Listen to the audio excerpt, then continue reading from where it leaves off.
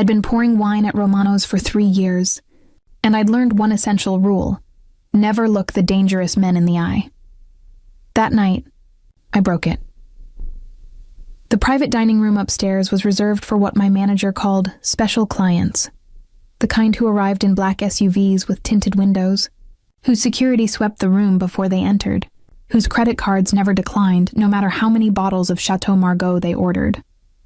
I wasn't supposed to work those tables. I was too curious, management said, too likely to ask questions, but Maria called in sick, and desperation makes managers flexible. Table 7, my manager hissed, shoving a tray of appetizers into my hands. Don't speak unless spoken to. Don't make eye contact. Get in, serve, get out. I nodded, smoothing my black uniform, and pushed through the doors. The room went silent when I entered. 6 men sat around the table, 5 in expensive suits, one who made the suits look cheap by comparison. He sat at the head, his presence filling the space like smoke, thick and suffocating. Dark hair swept back from a face that could have been carved from marble.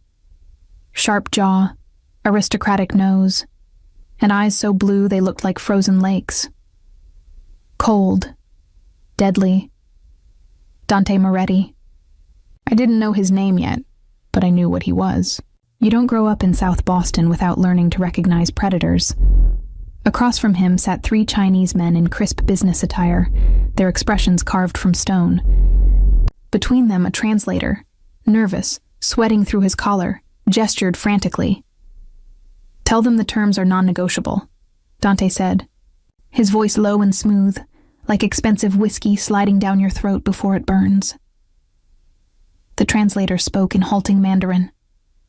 One of the Chinese men interrupted sharply, his tone clipped and dismissive.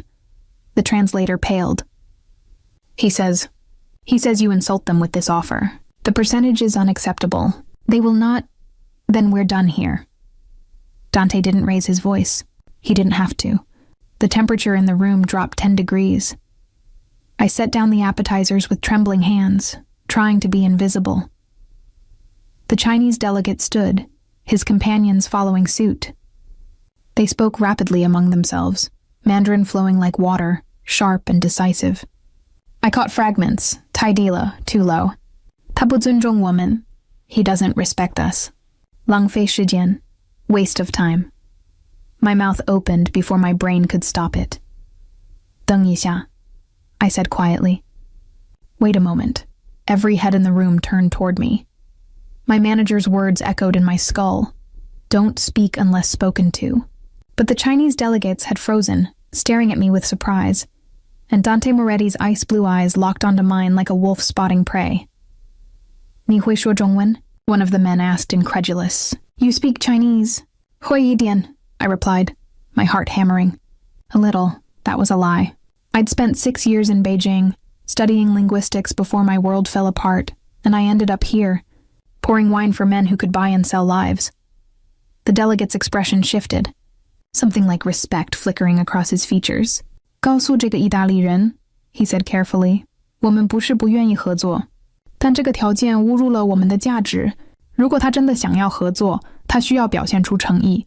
Tell this Italian we're not unwilling to cooperate, but these terms insult our value. If he truly wants partnership, he needs to show sincerity. I stood there, frozen between 2 worlds, the service door behind me, Escape so close and Dante Moretti in front of me, studying me like I was a puzzle he intended to solve. Well, his voice cut through my paralysis. Are you going to translate, or do I need to find someone who will? The threat wasn't subtle. Neither was the interest in his eyes. I swallowed hard. He says they're not opposed to working with you. But the percentage you offered? They feel it doesn't reflect their value in this partnership. They want you to show good faith. Dante's expression didn't change, but something flickered behind those frozen eyes. And what would constitute good faith?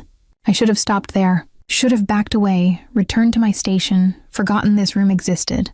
Instead, I found myself translating, my voice steady even as my hands shook. The negotiation that followed lasted 45 minutes. I stood beside Dante Moretti's chair, translating nuances the nervous interpreter had butchered, catching subtleties in tone and implication that turned the tide of conversation. The Chinese delegates relaxed incrementally, their body language shifting from defensive to engaged. Dante never touched me, but I felt the weight of his attention like a physical thing, burning against my skin. When they finally shook hands, a deal worth millions, I'd learn later. The senior delegate nodded to me with genuine respect. 你很有天赋, he said. You're very talented. Shisha, I whispered. They left through the private exit, security flanking them. I turned to leave, to escape back to the safety of anonymity, but Dante's voice stopped me cold. Not you. I froze. My hand on the door handle. Turn around. Every instinct screamed at me to run, but there was nowhere to run to, not really. Men like Dante Moretti owned the city. They owned the streets, the police, the politicians. They owned people. I turned slowly. He stood now, unfolding from his chair with predatory grace.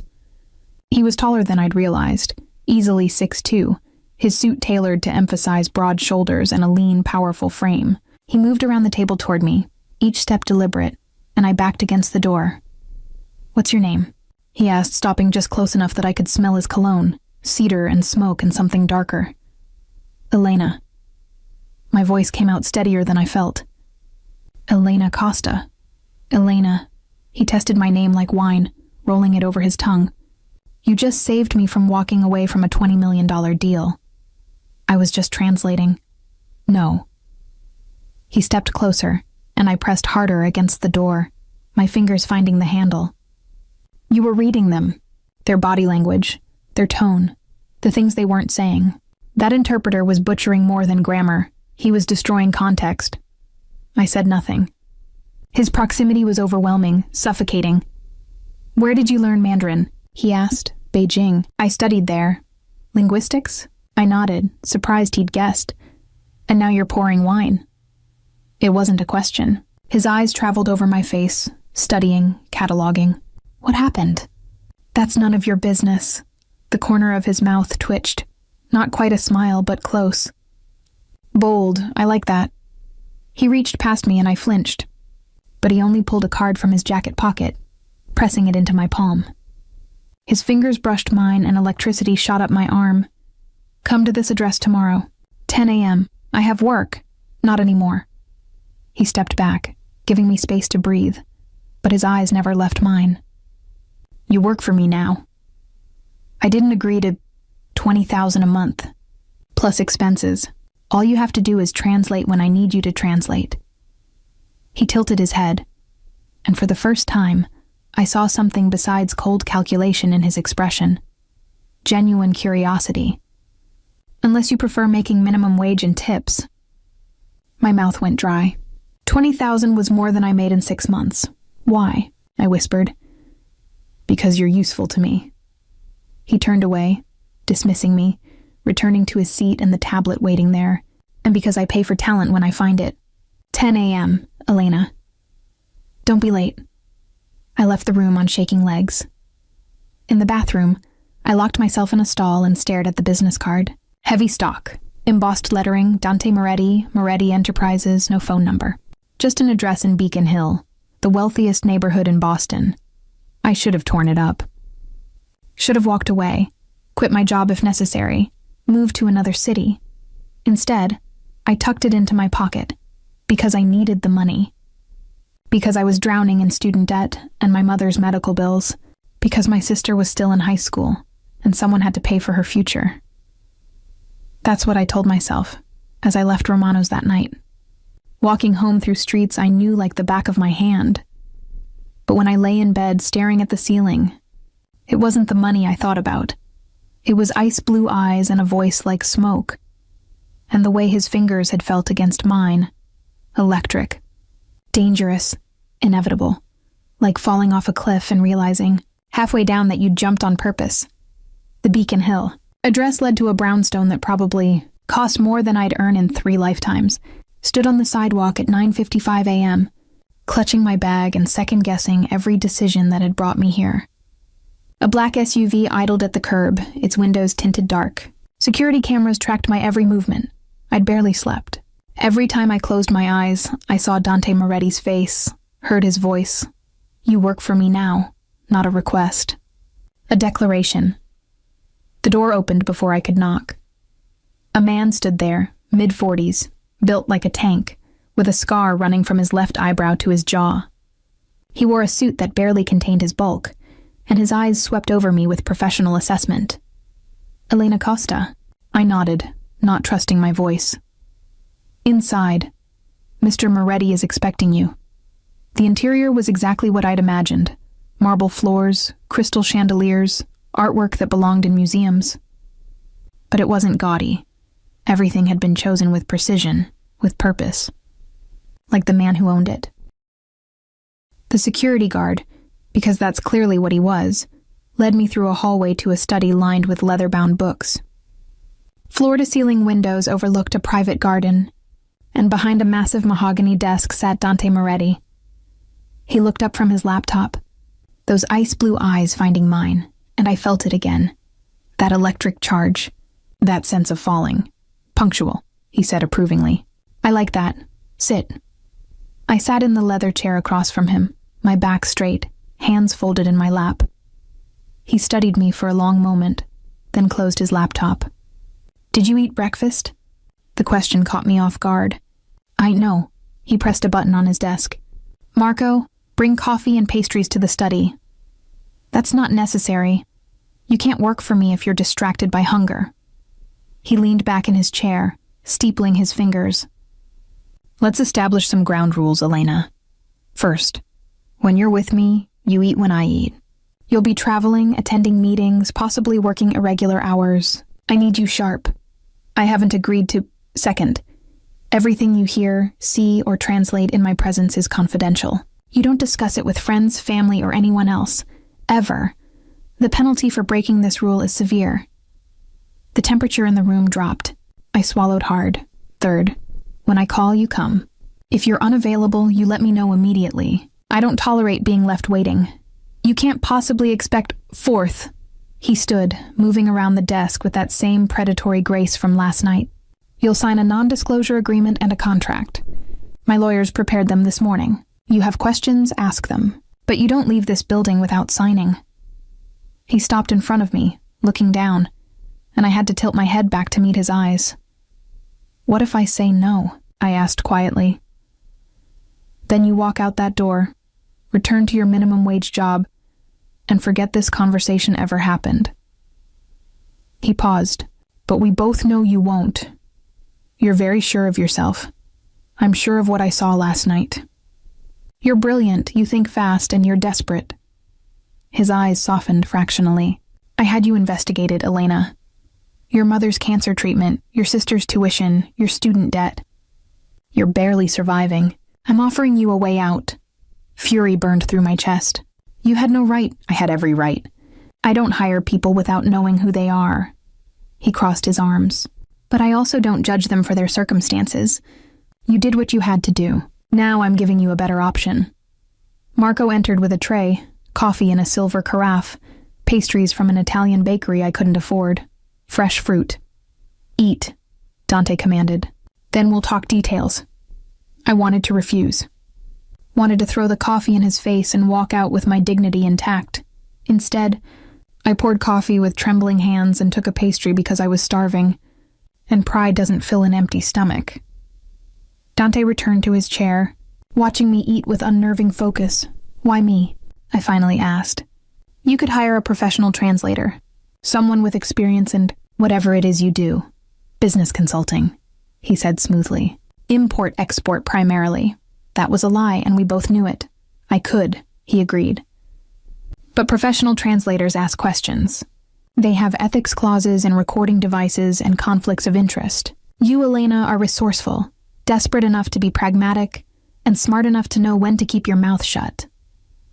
He sipped his coffee. "Plus, you have a gift. The way you read those men last night, their micro-expressions, their tone shifts, that's not something you can teach." "I studied linguistic anthropology. It's what I do." "Did," he corrected gently. "What you do now is pour wine and dodge handsy customers. Unless you accept my offer. The contracts were thick, 40 pages of legal jargon. But certain clauses stood out. Salary, $20,000 per month. Availability, on call, Minimum 48 hours notice for scheduled meetings. Confidentiality, binding in perpetuity, with financial and legal penalties for breach. Term: 1 year, renewable by mutual consent, and buried near the end. Employee acknowledges working with sensitive business information and accepts all associated risks. What risks? I asked, looking up. Dante's expression was unreadable. I have competitors. Some of them play dirty. If you're seen with me, if you're identified as someone important to my operations, you could become a target. A target for what? Surveillance, intimidation, in extreme cases, leverage. He said it so calmly, like he was discussing stock portfolios. That's why you'll have security when necessary, and why you'll follow my instructions without question. I protect what's mine, Elena. Always. Something about the way he said mine made my stomach flip. This is insane, I whispered. This is business. He slid a pen across the desk, and you need the money more than you need safe. He was right. God help me. He was right. I signed. Dante watched me write my name, and when I looked up, something dark and satisfied flickered in his eyes. Good, he murmured. Now we can get to work. He stood, buttoning his jacket. We have a meeting in 2 hours. Wear this. He opened a closet I hadn't noticed, revealing designer clothes, dresses, suits, heels, all in my size. How did you... I'm thorough. He selected a black sheath dress and matching heels. Professional but not memorable. You're my translator, not arm candy. Understand? I nodded, taking the clothes with numb fingers. Marco will show you to a room where you can change. We leave in 90 minutes. He was already typing on his phone, dismissing me. And Elena? Welcome to my world. Try not to get lost. I changed in a guest room that was bigger than my entire apartment. The dress fit perfectly. Tailored, expensive, elegant without being flashy. When I looked in the mirror, I barely recognized myself. I looked like I belonged in Dante Moretti's world. That should have terrified me. Instead, it felt like putting on armor.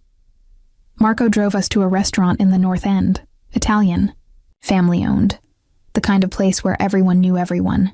Except they didn't just know Dante. They feared him.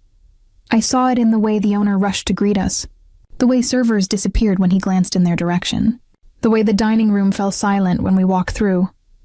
We were led to a private room where 2 men waited, Russians, I realized when they started speaking. Dante conducted the entire meeting in English and Russian, not needing me at all. I sat beside him, silent and watchful, trying to understand. This wasn't about translation. This was about presence, about testing me, about showing his world and seeing if I'd run. The Russians left satisfied, and Dante turned to me. You did well. I didn't do anything. Exactly. He stood, offering his hand. You were calm, professional, and you didn't panic. That's harder than it looks. I took his hand, a mistake. His fingers were warm, strong, and I felt that electricity again, racing up my arm straight to my chest. He felt it too. I saw recognition flash in his eyes before he released me. Come on, he said quietly. I'll take you home. But as we walked to the car, my phone buzzed. Unknown number. You made a mistake, Elena Costa. Dante Moretti destroys everything he touches. Run while you still can. I stopped walking, ice flooding my veins. Dante noticed immediately. What is it? I showed him the message. His expression went from curious to murderously cold in a heartbeat. He took my phone, his jaw clenched so tight I could see the muscle jumping. Marco, he said softly, dangerously, we've been compromised. I want to know who sent this, and I want to know within the hour. Yes, sir. Dante looked at me, and for the first time, I saw something besides calculation. I saw fury, and beneath it, concern. Get in the car. Elena, you're coming with me. It's not safe for you to go home. What? No, now. He didn't yell. He didn't have to. The command in his voice was absolute, and that's when I realized exactly how much danger I'd walked into, because Dante Moretti didn't just do business.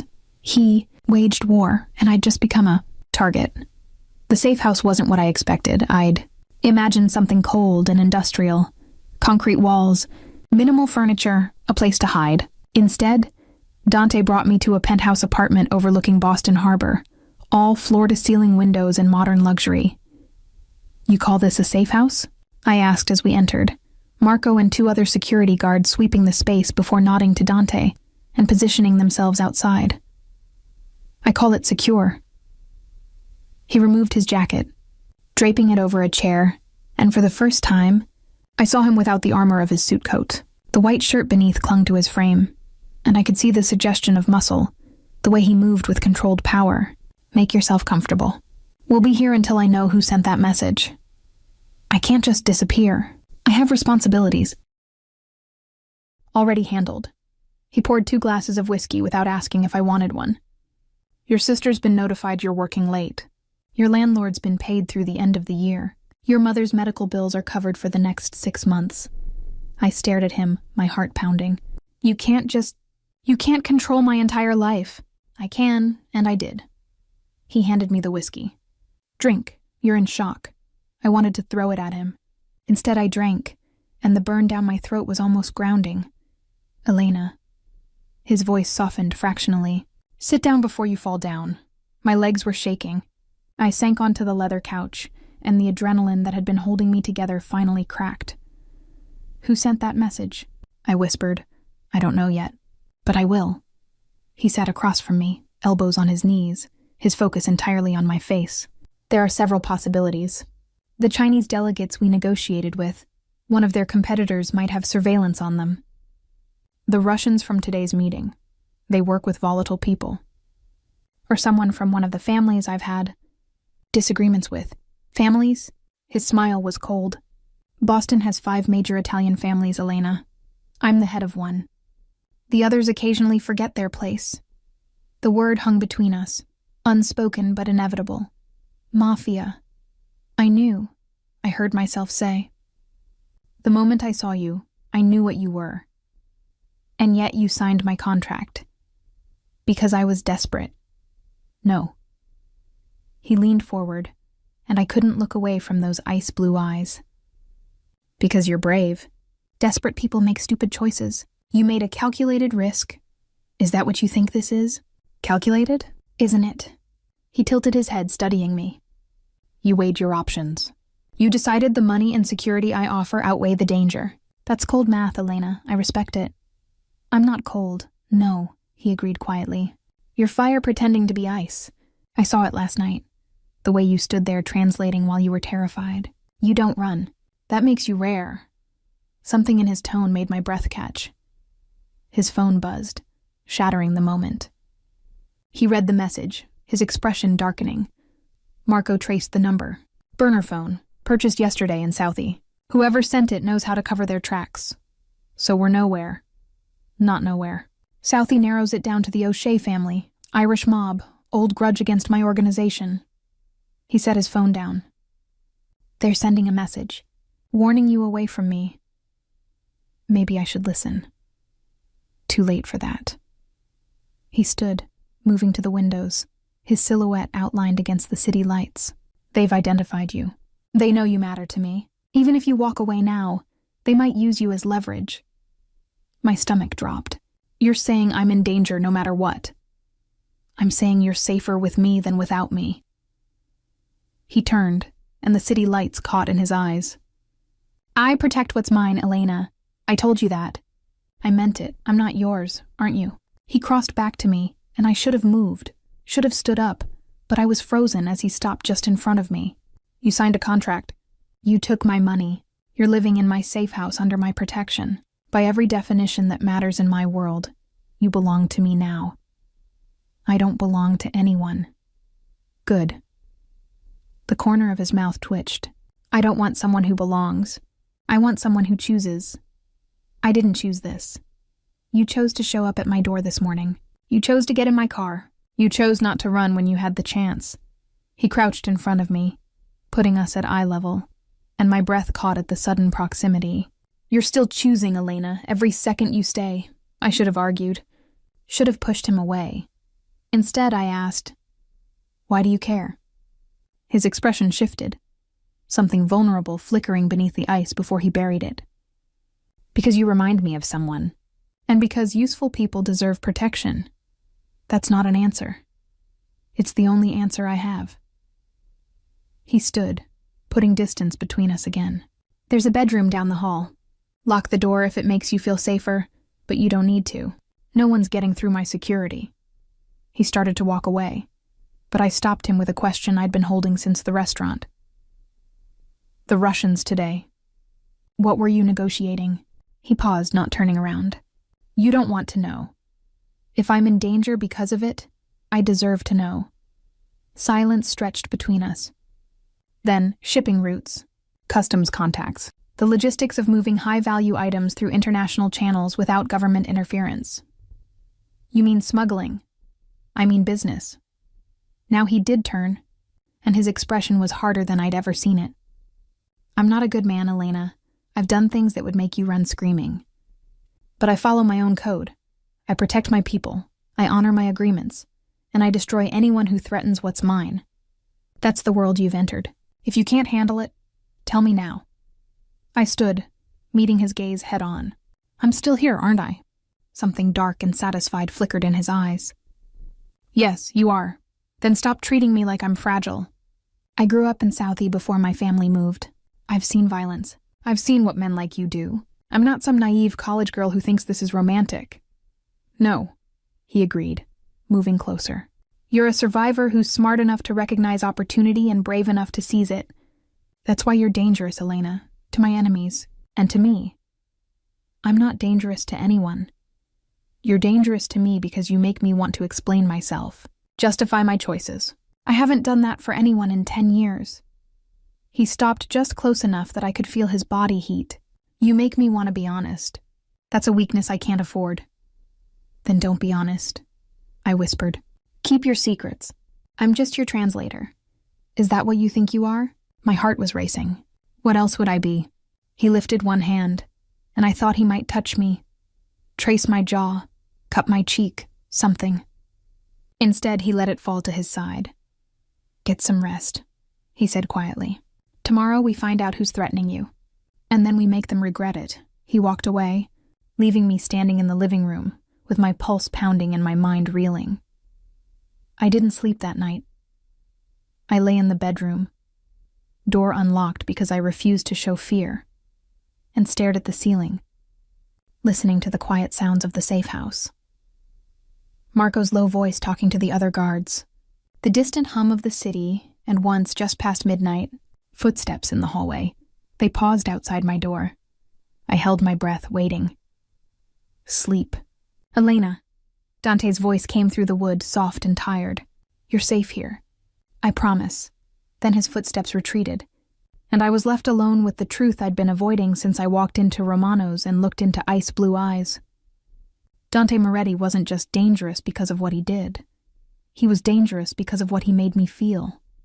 Like I was standing at the edge of an abyss, knowing I should step back, but leaning forward instead, wondering what it would be like to fall.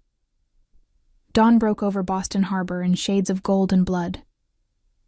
I found Dante in the kitchen, already dressed in a fresh suit, drinking espresso while studying 3 laptops arranged on the counter. He looked like he hadn't slept at all. Coffee's fresh, he said without looking up. Marco brought pastries. I poured coffee in silence, trying not to notice how domestic this felt. Standing in a kitchen with a Mafia boss while he worked, morning light streaming through windows. Did you sleep? I asked. No. Did you find anything? Several things. He finally looked at me, and there were shadows under his eyes that made him look almost human. The O'Sheas have been watching Romano's for 3 weeks. They knew you worked there before I did. My stomach turned to ice. Why? Because they were watching me, and they noticed when I deviated from my usual routine. Going upstairs to that private room twice in one night got their attention. He closed one laptop. They ran your name, found your background, and decided you might be useful leverage. So this is your fault. Yes. He didn't try to deny it. I made you visible. I made you vulnerable. And now I'm going to fix it. How? His smile was cold and sharp as a knife. I'm going to have a conversation with Sean O'Shea. Explain the consequences of threatening what's mine. He'll see reason, And if he doesn't, then he'll see his organization dismantled piece by piece until he does. He said it so calmly, like discussing weather. But it won't come to that.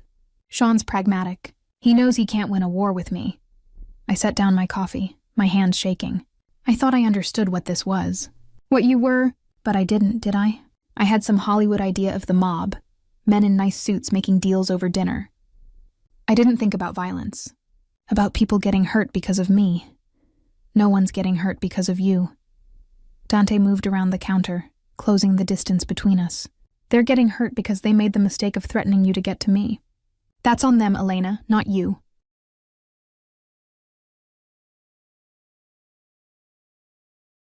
That's a convenient distinction. It's the only distinction that matters in my world. He stopped in front of me, and I hated how my pulse spiked at his proximity. You're not responsible for other people's choices. Only your own. You chose to help me that night. You chose to sign my contract. Those were good choices. Smart choices. Don't second-guess them because someone else made a bad one. You make it sound so simple. It is simple. There are predators and prey in this world. I'm a predator. So are the O'Sheas, the Russians, the Chinese syndicates. But you... He lifted one hand, and this time he did touch me, his fingers grazing my jaw so gently I barely breathed. You're neither. You're something rare, something worth protecting. I'm not worth war. I'll decide what you're worth. His thumb traced my cheekbone, and I couldn't move, couldn't think. And Elena? You're worth burning Boston to the ground if that's what it takes to keep you safe. Before I could respond, before I could process the dark promise in his voice, his phone rang. He stepped back, the moment shattering, and answered. Marco, report. I couldn't hear the response, but I saw Dante's expression shift from focused to furious in a heartbeat. When? Pause. How many? Another pause. Seal off the building. No one in or out until I get there. He hung up, already moving. Elena, stay here. Don't leave this apartment for any reason. What happened? The O'Sheas made their move. They hit one of my properties, a nightclub in Southie. 3 of my men are dead, 7 wounded. His voice was ice and rage. They're escalating, trying to force me into reacting emotionally. Are you going to react emotionally? He paused at the door, looking back at me. And for the first time, I saw past the ice, saw the fury and grief and cold calculation warring beneath. No, he said quietly. I'm going to react strategically. Stay here, Marco's outside. You're safe. Then he was gone. And I was alone with the morning light and the growing certainty that I'd stepped into something far darker than I'd understood. The next 6 hours were torture. I tried to distract myself. Showering, eating, pretending to read on my phone, but every news notification made my heart race, expecting to see headlines about gang violence or mob hits. Instead, there was nothing. Eerie, deliberate silence. Marco brought lunch but wouldn't meet my eyes. The other guards rotated shifts with military precision, and through the windows, I watched the city move on, oblivious to the war brewing beneath its surface. At 4 p.m., Dante returned. He looked exactly the same, suit perfect, hair in place, expression controlled. But when he poured himself a drink, I saw his hands were steady through pure force of will. Is it over? I asked quietly. It's handled. He drank the whiskey in one swallow, then poured another. Sean O'Shea and I had our conversation. He understands the situation now. What does that mean? It means he's pulling back. The men who attacked my club will face consequences from their own organization. And your name's been removed from their radar. He turned to face me. You're safe, Elena, it's over. What did you do? I reminded him that his operation exists at my discretion, that I control 70% of the port traffic in Boston, and without my cooperation, his import business crumbles. I also reminded him that I have contacts in his organization, people loyal to me, not him. People who could make his life very complicated. You blackmailed him. I negotiated from a position of strength. That's not blackmail. That's business. He finished the second drink. 3 of my men are dead because the O'Sheas wanted to send me a message. I can't bring them back, but I can ensure they died for something. For establishing boundaries that won't be crossed again. I stood, crossing to him. You're telling me everything's fine, but you don't look fine. I'm not fine. I'm furious. For the first time, emotion cracked through his control. I'm furious that people I've known for years, men with families, are dead because someone decided to use you as bait. I'm furious that you were scared. I'm furious that I brought this into your life. You didn't. I did. He set down the glass. From the moment I asked you to stay in that dining room, I put a target on your back. That's on me. And now I have to live with 3 men dead and a woman who looks at me like I'm a monster. She can't quite figure out how to escape. I'm not trying to escape. You should be. He moved past me toward the windows. This is what my life looks like, Elena. Violence, strategy, impossible choices between bad and worse. Most women run when they see it. The smart ones, anyway. I followed him to the windows, standing close enough that our reflections overlapped in the glass. I'm not most women. No, he agreed quietly. You're not. We stood there in silence, watching the city lights begin to flicker on as dusk settled over Boston. Tell me about them, I said. The men who died. Dante was quiet for so long I thought he wouldn't answer. Then, Michael Rossi, 42, 3 kids, worked security for my clubs for 8 years. Made the best lasagna I've ever tasted and once punched a man through a windshield for slapping his wife. His voice was flat, controlled. Tommy Chen, 26, single, sent half his paycheck home to his mother in Taiwan. Wanted to be an architect. Worked for me to save money for graduate school. And the third? Luca Moretti, my cousin, 24, stupid, brave, loyal. He was supposed to be at university, not working that club, but he wanted to prove himself, and I let him because I didn't think the O'Sheas would be reckless enough to strike directly. His reflection's jaw clenched. I was wrong. My chest tightened. I'm sorry. Don't be sorry. Be smart. He turned to face me, and there was something raw in his eyes. Understand what this world costs. What staying in it will cost you. Because I can protect you from external threats, Elena. But I can't protect you from what this life does to your soul. Maybe I'm stronger than you think. Maybe you are. He lifted one hand, cupping my face, and this time I didn't pull away. Or maybe you're about to find out exactly how strong you need to be. Because the O'Sheas aren't the only threat. They're just the first test. How many tests are there? His thumb traced my lower lip, and I felt that touch everywhere. As many as it takes until you either run or decide to stay for real. What if I've already decided? Something dark and desperate flashed in his eyes. Then God help us both. He kissed me. Not gently. There was nothing gentle about Dante Moretti. He kissed me like a man drowning, like I was air and salvation and damnation all at once. His hand slid into my hair, angling my head, and I gasped against his mouth, which was a mistake, because then he deepened the kiss, and I stopped thinking entirely. I grabbed his shirt, pulling him closer, and he made a sound low in his throat that sent heat racing through my veins. His other hand found my waist, pulling me flush against him, and I could feel his heart hammering as hard as mine. When he finally pulled back, we were both breathing hard.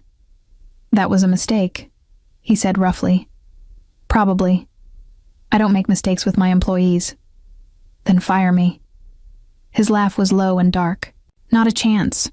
He stepped back, running a hand through his hair, and I could see him rebuilding his control, icing over the heat I'd seen burning beneath. This doesn't change anything, he said. You're still under my protection. You still work for me. And what just happened doesn't happen again until you're certain it's what you want. What if I'm already certain? Then you're not thinking clearly. He picked up his jacket. Get dressed. We're going to dinner. Where? Somewhere public. Somewhere you'll be seen with me by everyone who matters in this city. His smile was sharp. I'm going to make a statement. Elena Costa is under my protection. Anyone who touches her answers to me. And after this afternoon, everyone knows what that means. He left the room, and I stood there with my lips still burning and my heart in my throat, because I was starting to understand what I'd signed up for. Not just a job. Not just danger, but a fall from which there was no climbing back. And the terrifying thing was, I didn't want to climb back anymore. I wanted to let go. The restaurant was in the financial district, Exclusive, expensive.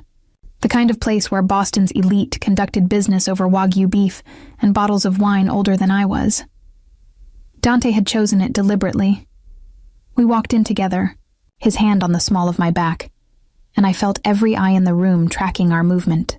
I recognized faces from the news, politicians, CEOs, a federal judge, and by the way they studied me, calculating my place in Dante's world, I knew word would spread before dessert was served. Elena Costa, Dante Moretti's translator, under his protection. In his world, that was as good as a ring. "You're doing it again?" Dante murmured, as we were led to a private table overlooking the city. "Doing what?" "Reading the room, cataloging faces, figuring out who matters." He pulled out my chair himself, which was so unexpectedly gentlemanly that I almost smiled. "It's one of the things I find most fascinating about you." "You find me fascinating?" I asked as he took the seat across from me. "Endlessly." He ordered wine without consulting the sommelier, then leaned back, studying me. "Most people in your situation would be terrified. You're terrified too, but you're also calculating, adapting, figuring out how to survive. It's remarkable." "It's trauma response." His expression softened fractionally. "Tell me about my trauma? About why you're so good at reading people, why you studied linguistics in Beijing, why you ended up pouring wine in Boston instead of working in academia." He paused as the sommelier presented the wine, went through the ritual of approval, then poured. When we were alone again, Dante said quietly, "Tell me your story, Elena." I should have deflected, should have kept that wall between us. Instead, I found myself talking. My father was a professor. Linguistics, like me. He was brilliant, charming. Everyone loved him. I took a sip of wine, barely tasting it. He was also a compulsive gambler. By the time I was 16, he'd destroyed our savings, mortgaged our house, borrowed from anyone who'd lend. We lost everything. My mother had to work 3 jobs just to keep my sister and me fed. Dante said nothing, but his focus was absolute. I went to Beijing on scholarship, studying Mandarin and linguistic anthropology. I was going to be a professor too, but a better one, more responsible. I was going to make enough money to take care of my family, to fix what he'd broken. I laughed bitterly. Then my mother got sick. Stage 3 breast cancer. The insurance barely covered half. I came home to help, and by the time she was in remission, I'd missed too much school. Lost my scholarship, lost my future. Your father? Overdosed 2 years ago. Painkillers and alcohol. Whether it was intentional or not, we'll never know. I met his eyes. So yes, I'm good at reading people because I had to be. I learned to recognize when my father was lying about money, when collectors were coming, when we needed to disappear for a few days. I learned survival linguistics, how to hear what people mean beneath what they say. It's not a gift, Dante. It's a scar. He was quiet for a long moment. Then, my father was a monster. I hadn't expected that. He ran the Moretti family before me.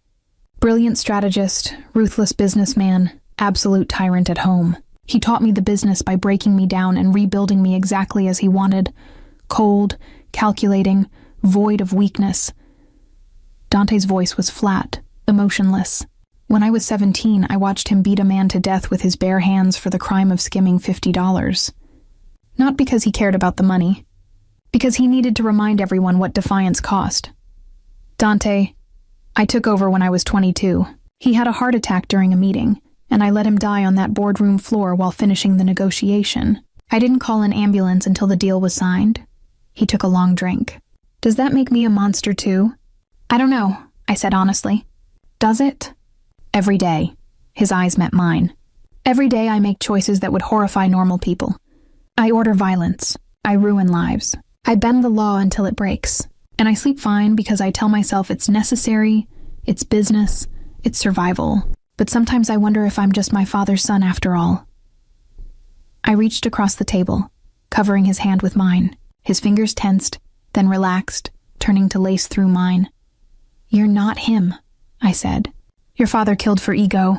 You protect your people. That's not the same thing, isn't it? 3 men died this afternoon, Elena. Good men. And I'm sitting here having dinner, holding your hand, feeling more alive than I have in years. What does that make me? Human, he laughed, rough and surprised. No one's called me that in a long time. Our food arrived, beautifully plated dishes I didn't remember ordering. We ate in silence for a few minutes, but the connection between us had shifted, deepened. Why did you kiss me? I asked finally. Because I wanted to. He set down his fork. Because I've wanted to since I watched you walk into that dining room wearing armor made of fear and courage. Because every instinct I have says you're dangerous to the life I've built, and I've stopped caring. I'm not dangerous to anything. You're dangerous to me because you make me want impossible things. He leaned forward. I want to take you to my estate outside the city. Show you the library I built. 12,000 books in 10 languages.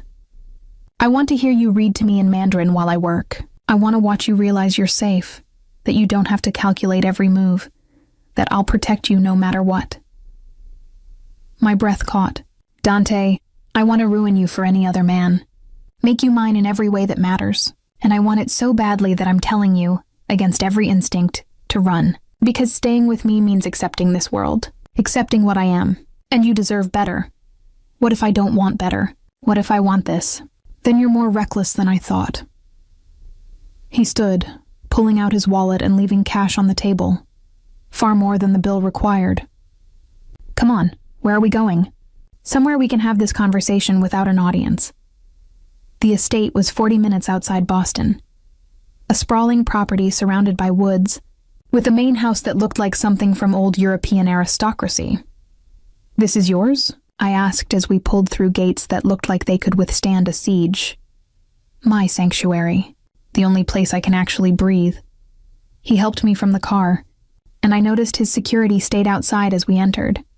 The library was breathtaking. 2 stories of books, leather chairs, a fireplace, and floor-to-ceiling windows overlooking dark woods. It smelled like paper and leather and cedar. Oh, I breathed. Dante watched my reaction with something like satisfaction. I told you I'd show you. I walked along the shelves, trailing my fingers over spines. Chinese classics, Russian literature, French philosophy, organized not by language but by theme, a mind that saw connections others missed. You built this, I said. I needed somewhere that was mine. Somewhere that wasn't stained with blood and business. He moved to the bar, pouring 2 drinks. Somewhere I could remember who I was before my father got his hands on me. I turned to face him. Who were you? A kid who loved books. Who wanted to teach literature. Who thought the family business was something you escaped, not inherited. He handed me a drink. Whiskey, smooth and expensive. Then my father decided I was old enough to learn the reality. He made sure that kid died before he could become soft. He's not dead. I moved closer. He built this library. He reads poetry in 4 languages. He's still here. He's a liability in my world. Or maybe he's the reason you're still human in it. Dante set down his drink and closed the distance between us in 2 strides. He cupped my face in both hands, and I could feel him trembling. This man who controlled an empire with an iron fist was shaking with want and restraint. Elena, he said roughly. If I kiss you again, I won't stop. Tell me to take you home. Tell me to maintain professional boundaries. Tell me anything but yes. I set down my drink and rose on my toes, bringing my lips a breath from his. Yes, I whispered. He made a sound that was half groan, half surrender, and then his mouth was on mine and the world disappeared. This kiss was different. Deeper, slower, deliberate. He backed me against the bookshelf, his body a warm wall, and I clutched his shoulders while he explored my mouth like he was memorizing every sensation. When I gasped his name, he groaned and lifted me, and I wrapped my legs around his waist instinctively. Bedroom, I managed between kisses. Too far. He carried me to the leather couch, laying me down and covering my body with his. The weight of him, the solid reality of muscle and heat, made something inside me crack open. Tell me to stop. Don't stop. His hands found the zipper of my dress, and I arched to help him slide it off my shoulders. He kissed my throat, my collarbone, the swell of my breast above my bra, and I was burning, drowning, falling. Beautiful, he murmured against my skin. So goddamn beautiful. I fumbled with the buttons of his shirt, needing to touch him, and when I finally got it open, I ran my hands over hard muscle and felt him shudder. We shed clothes with frantic urgency. His shirt, my dress, his belt, my heels, until there was nothing between us but breath and want, and the growing certainty that this was inevitable, had always been inevitable from the moment our eyes met. When he finally moved over me, braced on his forearms, he paused. "You're sure?" "I've never been more sure of anything." He kissed me deeply, thoroughly, and then we were moving together, and the world narrowed to just this: his body, my breath, the way he said my name like a prayer and a curse. Afterward, we lay tangled together on the couch, the fire casting shadows across our skin. "I should feel guilty," I murmured against his chest. "About what?" "Sleeping with my boss, making terrible decisions, letting a Mafia Don convince me this is somehow okay." I felt him smile against my hair. "We'll add it to the list of things to feel guilty about later. Right now, just stay here." So I did. I stayed curled against Dante Moretti in his library sanctuary while night deepened outside. And for the first time since signing his contract, I stopped calculating risks. I just felt. And it was terrifying and perfect and wrong and exactly right all at once.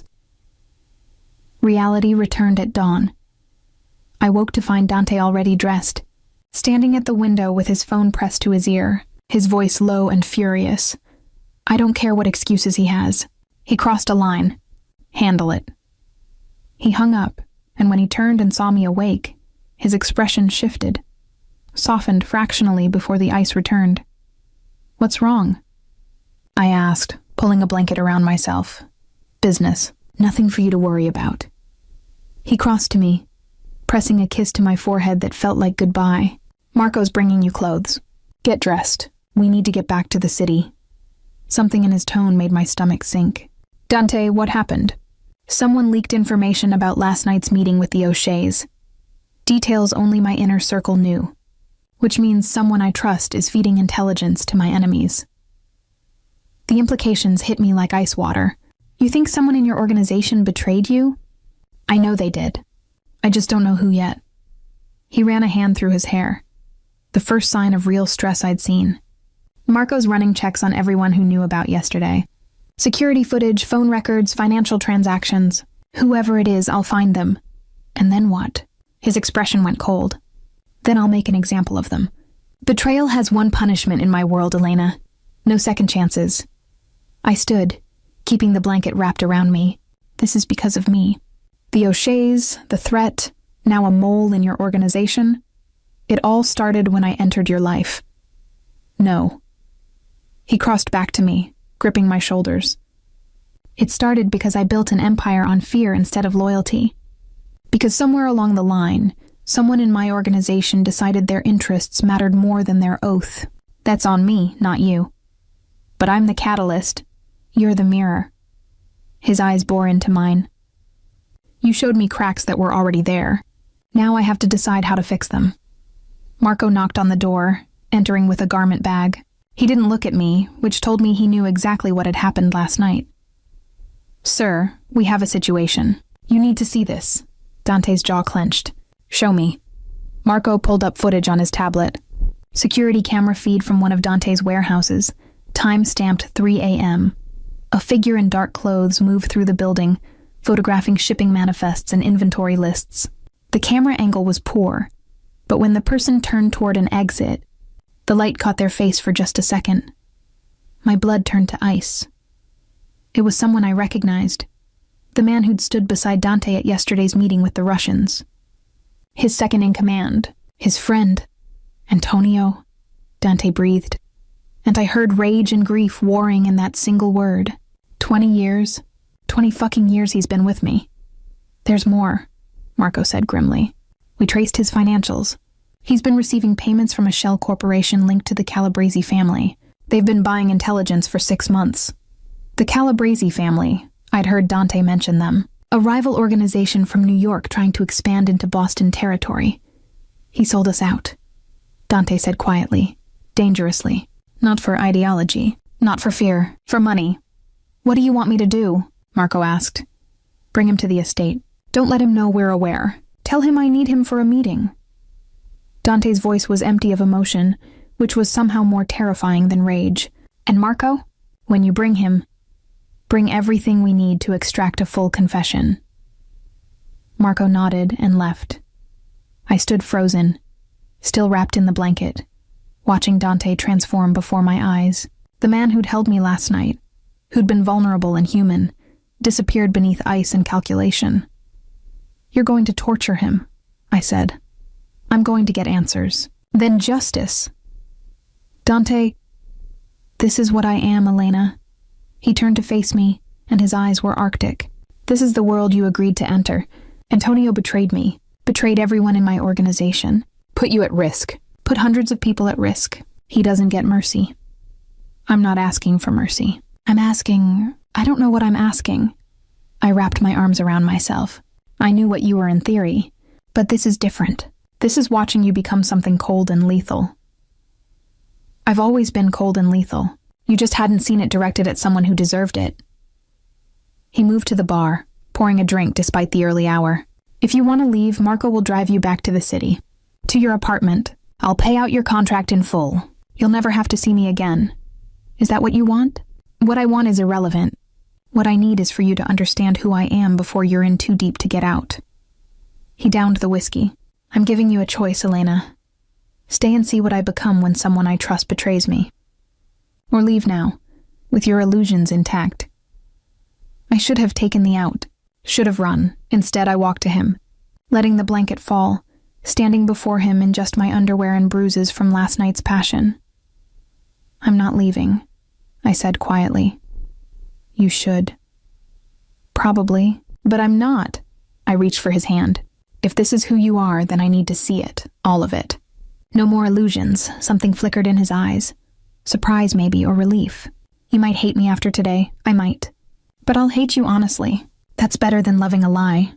He pulled me against him, burying his face in my hair. God, you're going to destroy me. Maybe we'll destroy each other. He laughed darkly. That's the most honest thing anyone's ever said to me. Antonio arrived 2 hours later. By then, I was dressed and positioned in Dante's study, visible, present, but not involved. Dante had given me explicit instructions. Watch, stay silent, and if it becomes too much, leave without shame. Antonio walked in smiling, casual, unaware. Dante, Marco said you needed... He stopped when he saw me. His smile faltered. Sit down, Antonio, Dante said from behind his desk, his voice pleasant and cold as winter. Sure, but what's... I said sit. The temperature dropped. Now. Antonio sat, his eyes darting between Dante and me and Marco, who stood by the door blocking the exit. Dante opened his laptop, turning it to face Antonio. Would you like to explain this? The security footage played. I watched color drain from Antonio's face. Watched his hands start to shake. Watched 20 years of loyalty crack and crumble in 30 seconds of video. Dante, don't insult me with lies. Dante stood, moving around the desk with predatory grace. 6 months. You've been selling my secrets to the Calabrese family for 6 months. Shipping routes, client lists, security protocols, everything they needed to undermine my operations. It's not... 3 of my men are dead because the O'Sheas had intelligence they shouldn't have had. Intelligence that came from you. Dante's voice never rose, never wavered. You enabled the attack on my club. On my people. On Elena. Antonio's eyes flicked to me, and I saw calculation there. Wondering if I was leverage. Wondering if he could use me. Don't even think about it. Dante said softly. She's not your way out. I needed the money. Antonio said suddenly, desperately. My daughter's medical bills. The cancer came back, and insurance wouldn't cover the experimental treatment. The Calabrese family offered me $2 million. What was I supposed to do? You were supposed to come to me. Dante's fist hit the desk with enough force to make Antonio flinch. I would have paid for her treatment. All of it, no questions asked. Because that's what family does. That's what loyalty means. You would have seen it as weakness. I would have seen it as family. For the first time, emotion cracked through Dante's control. I've known your daughter since she was born. I was at her baptism, her first communion, her high school graduation. Did you really think I'd let her die for lack of money? Antonio's face crumpled. I didn't know what to do. They approached me and I panicked. And once I started, I couldn't stop. They had evidence. They would have destroyed my reputation, ruined my daughter's chances. So you destroyed mine instead. Dante straightened. You betrayed me. Betrayed everyone in this organization. Got 3 men killed. And for what? Money you could have asked for. Treatment I would have provided. You chose cowardice over trust. Dante, please. Marco, take him downstairs. Get every detail. Who he's been in contact with. What information he's passed. What operations are compromised. Get it all. Antonio lunged from his chair, and for a second I thought he might attack Dante. But Marco moved faster, subduing him with brutal efficiency. Dante! Antonio screamed as Marco dragged him toward a door I hadn't noticed. Please, my daughter needs me. She's only 17, please. Dante stood motionless until the screaming faded behind the soundproof door. Then he poured another drink with trembling hands. I stood slowly, crossing to him. Don't, he said without looking at me. Don't comfort me. Don't tell me it's okay. I'm about to have a man tortured for information. There's nothing okay about that. I know. So why are you still here? Because you gave me a choice. And I chose to stay. I took the glass from his hand, setting it aside, and forced him to look at me. Because that man made a choice too. A terrible one. And you're doing what you have to do to protect everyone else in your organization. You don't understand. I understand that you're not enjoying this. That you wish he'd just come to you. That you're grieving the loss of someone you trusted. I touched his face, and he leaned into my palm like he was drowning. I understand that you're not a monster, Dante. You're just a man trying to survive in a monstrous world. He kissed me desperately, and I tasted whiskey and grief and fury. When he pulled back, his eyes were raw. Stay with me today. Even if you hate what you see, please. I'm not going anywhere. He held me then, standing in his study while screams echoed distantly below. And I realized something terrifying. I wasn't horrified by what he was. I was horrified by how completely I'd accepted it. How thoroughly he'd become mine. And how far I'd fallen into his world. Without even noticing the descent, Antonio talked. By nightfall, we had everything. Names, accounts, operations. The full extent of the Calabrese family's infiltration into Dante's empire. 17 people compromised. 8 ongoing operations exposed. Millions in losses. And sitting in Dante's study, listening to Marco's report, I saw exactly what kind of man I'd chosen. Handle it, Dante said quietly. All of them. I want the traitors out of my organization by midnight. I want the Calabrese family to understand the cost of coming at me. And I want Antonio's daughter to receive a trust fund. $5 million, accessible when she turns 21, with her medical expenses paid in full until then. Marco blinked. Sir? She didn't choose her father's betrayal. She doesn't pay for his sins. Dante's voice was hollow. Make sure she knows the money comes from me, not him. Make sure she understands what he did. And make sure she never wants to follow in his footsteps. And Antonio? Put him on a boat to Sicily. Tell him if he ever sets foot in North America again, I'll kill his entire bloodline. He gets to live knowing his daughter will be provided for, but only because of my mercy, not his choices. Dante stood, exhaustion evident in every line of his body. He betrayed me, but I won't make his child an orphan. That's the difference between him and me. Marco nodded and left. Silence settled over the study like ash. You're going to take care of his daughter, I said finally. I'm going to ensure one good thing comes from this disaster. He moved to the windows, staring out at his estate grounds. Antonio was right about one thing. She's 17. Same age I was when my father started breaking me. She deserves better than growing up knowing her father was a traitor who died for it. I joined him at the window. So you're giving her a future. I'm giving her a choice. Money, education, freedom from her father's mistakes. He glanced at me. Does that make me less of a monster in your eyes? You were never a monster, Dante. You're just a man who makes impossible choices in impossible situations. You're far too generous. I'm far too realistic. I leaned against him, and he wrapped an arm around my waist. You tortured a man for information today. You're exiling 17 people from your organization. You've probably ordered violence I don't even know about. But you're also protecting an innocent girl and giving her a future her father destroyed. You're both things. That's what makes you human. He pulled me closer, burying his face in my hair. I don't deserve you. Probably not. But you have me anyway.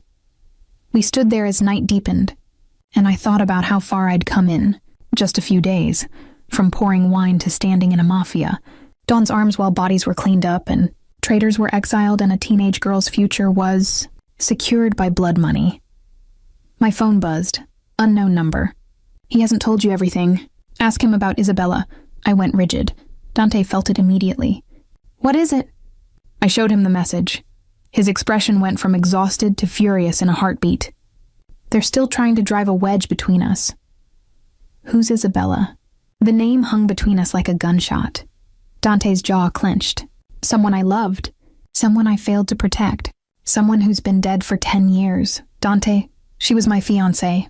We were 22, planning to escape this life together. She wanted me to walk away from the family, and I was considering it. We had plans, Paris maybe, or Barcelona. Somewhere far from Boston and the Moretti name. His voice was hollow. Then my father found out. He couldn't allow his heir to leave. So he arranged a car accident. Made it look mechanical. She died instantly. My hand flew to my mouth. Oh my God. I knew it was him. Couldn't prove it, but I knew. So I waited, bided my time, and when he had that heart attack during the meeting, I could have saved him, called an ambulance, performed CPR. Instead, I watched him die and felt nothing but satisfaction. He turned to face me fully. That's who I am, Elena. A man who let his father die for revenge. A man who chose power over love. A man who will never forgive himself for not protecting the woman he claimed to love. That's not your fault, isn't it? I knew what my father was. I knew leaving would have consequences. I should have taken Isabella and run before he could act. Instead, I was cautious, strategic, and she paid for my cowardice with her life. I grabbed his face, forcing him to look at me. You were 22 years old, trying to escape a monster, and that monster murdered the woman you loved to maintain control. None of that is your fault. None of it. Then why does it feel like it is? Because you're human. Because we always blame ourselves for the things we couldn't control. I kissed him gently. But you're not that scared 22-year-old anymore. You're Dante Moretti, who commands an empire and protects his people and just secured a future for a traitor's daughter because it was the right thing to do. Isabella would be proud of who you've become. Or horrified. Maybe both. But she'd understand why you stayed. Why you took power instead of running. Because this way, you control the empire. This way, no one else dies because of a Moretti patriarch's cruelty. He kissed me desperately, and I tasted tears. Whether his or mine, I couldn't tell. When we broke apart, his phone buzzed. Marco, Calabresi family is moving against us. 10 vehicles heading toward the South End properties. They know we uncovered their mole. Dante's expression hardened instantly. They're escalating, trying to hit us while we're supposedly weak from internal betrayal. How many men do they have? 60, maybe 70 in their Boston operations. I have twice that, but they've got the element of surprise. He was already moving, grabbing his jacket, checking a gun I hadn't seen holstered at his back. Elena, you need to stay here. Estate security is airtight. You'll be safe. No, he stopped, looking back at me. What? I said no. I'm coming with you. Absolutely not. This is a combat situation. I'm not letting you walk into a war without me. I crossed to him. I chose this. I chose you. I'm not sitting in a safe house while you risk your life. Elena, this isn't negotiable. Neither is this. I grabbed his jacket. You told me yesterday that I'm yours. Well, you're mine too, and I don't let what's mine walk into danger alone. So either I'm coming with you, or you're staying here with me. Choose. For a long moment, he just stared at me. Then he laughed, sharp and surprised and almost joyful. You're insane. I'm in love with a mafia boss. Insanity comes with the territory. His eyes widened. What did you just say? You heard me. My heart was pounding, but I didn't look away. I love you. I don't know when it happened. Maybe that first night. Maybe yesterday when you protected Antonio's daughter. Maybe just now when you trusted me with Isabella's story. But I love you, Dante Moretti, and I'm not watching you leave without me. He kissed me like I was oxygen, like I was salvation, like I was everything. I love you too. He breathed against my lips. God help us both, I love you too. Then let's go. We have a war to win. The convoy was 7 SUVs, each filled with Dante's soldiers, men I'd seen around the estate, faces that had become familiar over the past few days. I rode in Dante's vehicle, positioned between him and Marco in the back seat, wearing body armor that Dante had insisted on. It was heavy, restrictive, and probably wouldn't do much against the kind of firepower we were about to face. But it made Dante feel better about bringing me, so I wore it. The Calabrese family is hitting 3 locations simultaneously, Marco explained, pulling up a tactical map on his tablet. The shipping warehouse in Southie, the club that was attacked yesterday, and our financial office in the financial district. They're trying to cripple our operations. How many men do we have at each location? Dante asked, his voice steady and cold, the voice of a general, not a lover. 12 at the warehouse, 8 at the club, 6 at the offices. Not enough if they're bringing their full force? Then we hit them before they hit us.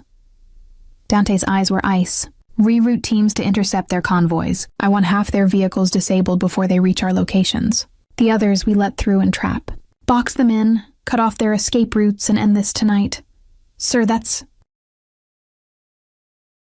an order, Marco. Marco nodded, already making calls. I watched Dante transform into something both terrifying and magnificent, a strategist, a leader, a man who commanded absolute loyalty because he'd earned it in blood.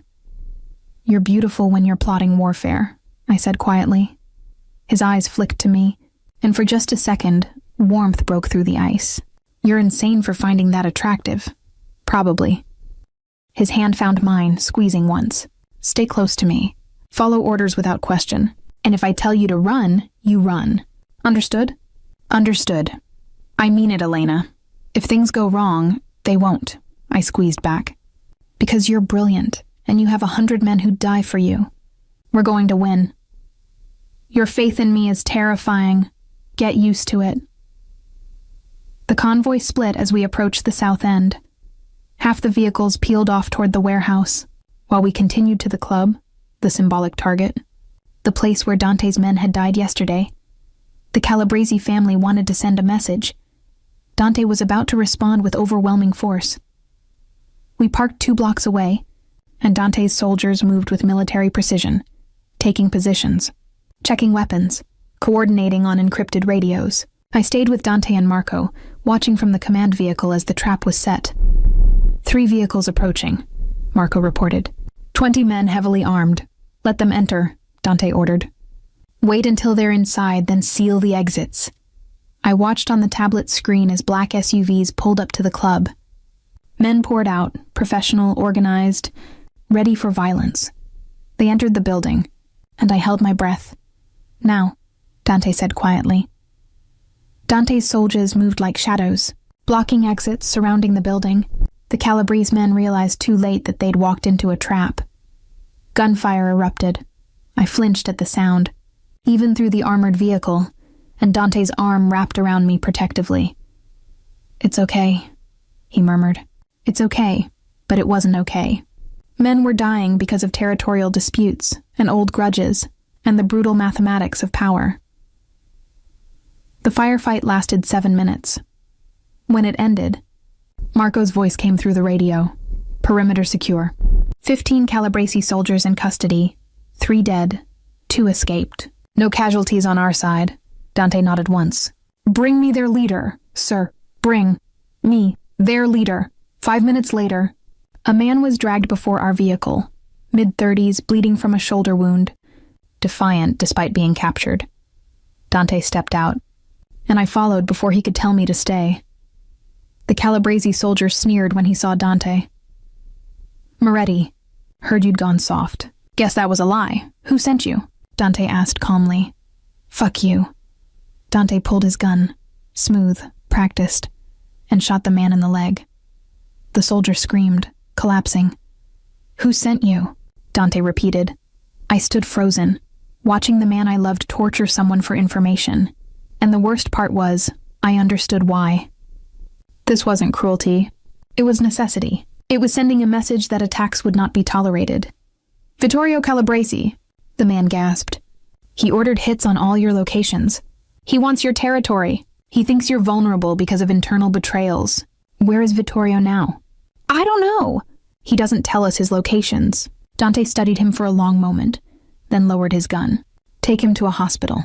Anonymous drop. Make sure he survives to tell Vittorio exactly what happened here tonight. Marco hesitated.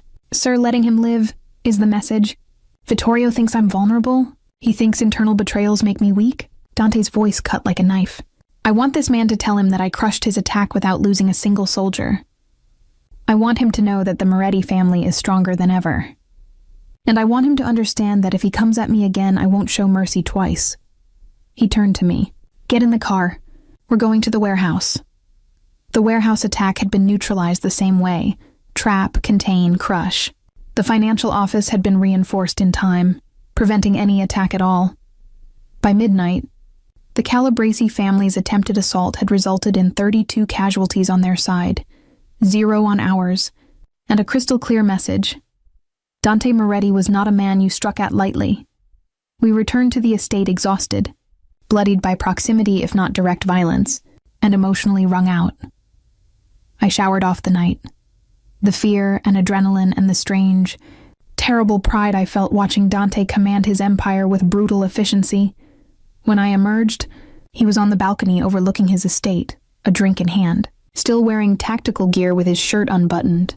Is it over? I asked, joining him. For now, Vittorio will think twice before moving against me again. And if he doesn't, next time I won't leave survivors to deliver messages.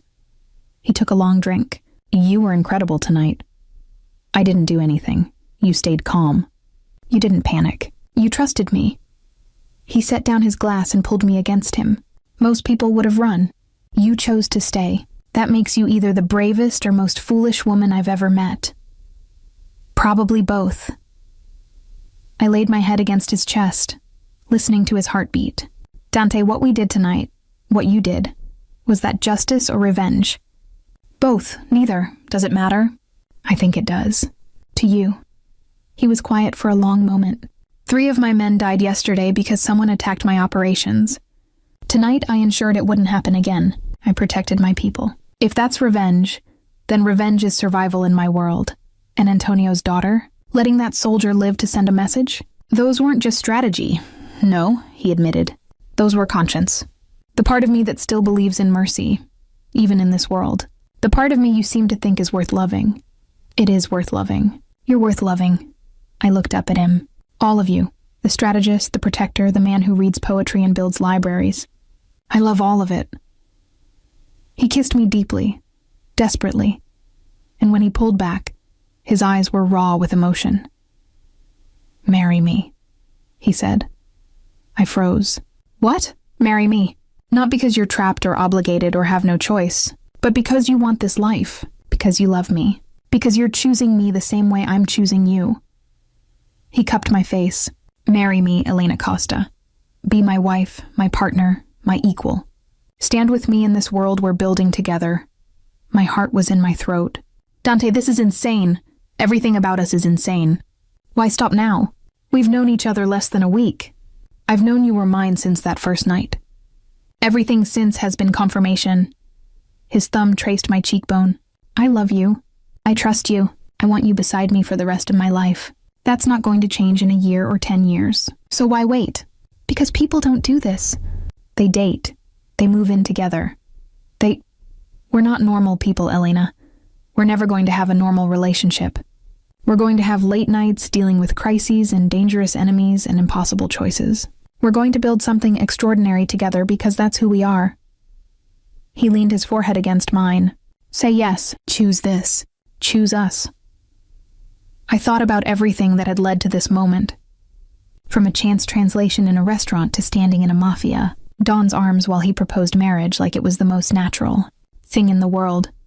I thought about Isabella, who'd wanted to escape this world, and how that had ended. I thought about staying, about fighting, about building something new. Yes, I whispered. His eyes widened. Yes, I'll marry you. I'll stay with you. I'll build this impossible life with you. I kissed him. I choose you, Dante Moretti. Now and always. He kissed me like I'd just given him salvation. And maybe I had. Because in a world built on violence and power and impossible choices, we'd chosen each other. And somehow that felt like the most rebellious, beautiful thing we could have done. The engagement lasted 3 days before everything exploded. Vittorio Calabresi, it turned out, had one final card to play. I was at the estate, working in Dante's library translating documents for an upcoming negotiation with a Korean syndicate, when Marco burst through the door with controlled panic on his face. Elena, we need to leave, now. I looked up from my laptop. What? Why? No time, grab your phone. Leave everything else. Something in his tone made every instinct scream danger. I stood, pocketing my phone, and followed him through the house. Outside, 4 SUVs were already running, security swarming. Where's Dante? I asked, on his way back from the city. He knows you're being moved. Marco ushered me into the middle vehicle. Vittorio knows where you are. He's sending men to take you as leverage. My blood turned to ice. How does he know we have another mole? Someone told Vittorio about the engagement, about your location, about Dante's movements. Marco's jaw was tight. We're moving you to a secure location until Dante can deal with this. The convoy peeled out of the estate gates, moving fast through the winding roads toward the highway.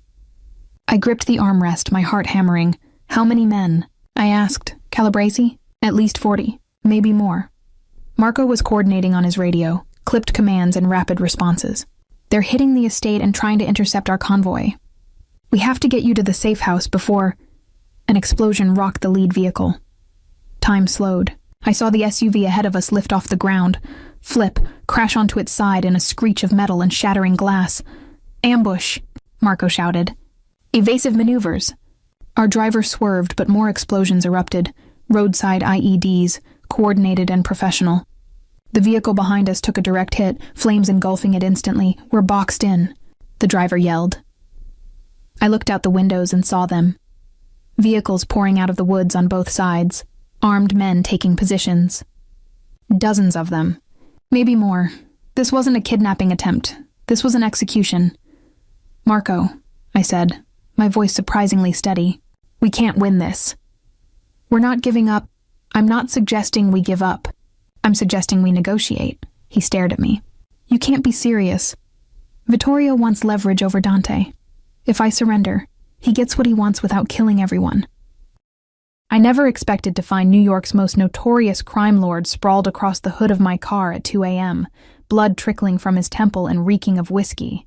The man whose name made hardened criminals tremble was now mumbling incoherently as blue and red lights flashed in the distance. My 8-year-old daughter, Mia, was sleeping at my neighbor's apartment while I worked the late shift at his downtown restaurant, a job I'd taken 6 months ago, without knowing who truly owned the place. The approaching sirens meant police, and police meant questions no one who valued their life would answer about Nikolai Petrov. Making a split-second decision I'd surely regret. I somehow maneuvered his hulking frame into my passenger seat, his expensive suit soaking my worn upholstery with rain, and what I hoped wasn't someone else's blood. You better not die in my car, I muttered, peeling away from the curb seconds before a patrol car rounded the corner. The address I found in his wallet belonged to a sleek high-rise overlooking Central Park, where the doorman's eyes widened in shock before quickly composing himself. Ms. Collins, we've been expecting you, he said smoothly, though I'd never set foot in this building before tonight, and I definitely hadn't told him my name. Apartment 3001, he continued, pressing the penthouse button before stepping back from the elevator. And Ms. Collins, this never happened. The doors closed on his knowing look, leaving me alone with the unconscious man who signed my paychecks and reportedly had half the NYPD in his pocket. The penthouse spanned the entire top floor, with floor-to-ceiling windows showcasing Manhattan's glittering skyline. Despite its grandeur, the space felt sterile and unlived in. No photographs, no personal touches, just expensive furniture that looked like it had never been used. I managed to drag Nikolai to a black leather couch that probably cost more than 6 months of my rent. His breathing seemed steady, but the gash on his temple needed cleaning. sending me searching through marble bathrooms for a first aid kit. As I gently cleaned the wound, his eyes suddenly snapped open, ice blue, and instantly alert. Despite the alcohol I could still smell on his breath. His hand shot up, fingers wrapping around my wrist with surprising strength, stopping just short of causing pain. "Who sent you?" he growled, his voice carrying none of the slurring from earlier. The transformation was so immediate, I wondered if he'd been faking unconsciousness since I loaded him into my car. "No one sent me," I replied, keeping my voice steady despite my racing heart. "I'm April Collins. I work at your restaurant downtown." His grip loosened slightly, but those calculating eyes never left my face, searching for deception. "The hostess," he said finally, recognition flickering across his features. "With the little girl who draws pictures." The fact that he knew about Mia sent a chill down my spine that I fought hard not to show. I pulled my hand away, gathering the bloody gauze. "You were passed out on my car. The police were coming and I didn't think either of us wanted to answer their questions. Now if you're okay, I really need to get home to my daughter." The mention of Mia seemed to trigger something, a flash of emotion across his otherwise guarded expression. "It's late," he stated flatly, glancing at the wall of windows where dawn was beginning to break over the city skyline. "You shouldn't be driving tired. Take the guest room." Before I could protest, he stood in one fluid motion that belied his supposed drunkenness and disappeared down a hallway, leaving me alone in the massive living room. I sent a quick text to my neighbor Rose that I'd be late, and exhaustion won over caution, as I found myself sinking into sheets that felt like clouds. I woke to sunlight streaming through windows I didn't recognize, and the disorienting realization that I was in Nikolai Petrov's penthouse. The events of the night before came rushing back as I checked my phone, 3 missed calls from work, and a text from Rose saying Mia was fine but asking where I was. The smell of coffee guided me to the kitchen where I froze at the doorway, unable to process the scene before me. Nikolai Petrov, the man whispered about in fearful tones throughout Manhattan, stood at a gleaming countertop in a simple black t-shirt, making breakfast. "Your uniform was stained," he said, without turning around, somehow sensing my presence. "I had it cleaned and left clothes for you in the bathroom." His tone was matter-of-fact, as if having a single mother who rescued him from police custody in his kitchen was an everyday occurrence. "Why did you help me last night?" he asked, finally turning to face me with 2 plates of what appeared to be perfectly cooked eggs and toast. His ice blue eyes were clear of any hangover, the cut on his temple now just a thin red line. "I don't know," I admitted, accepting the offered coffee with hesitation. "Maybe because I've seen you give second chances to people at the restaurant when other bosses wouldn't." The words surprised even me as they left my mouth. I hadn't consciously registered those observations before. Nikolai studied me with that same intense gaze from the night before. Most people in this city either want something from me or fear me too much to look me in the eye. You did neither.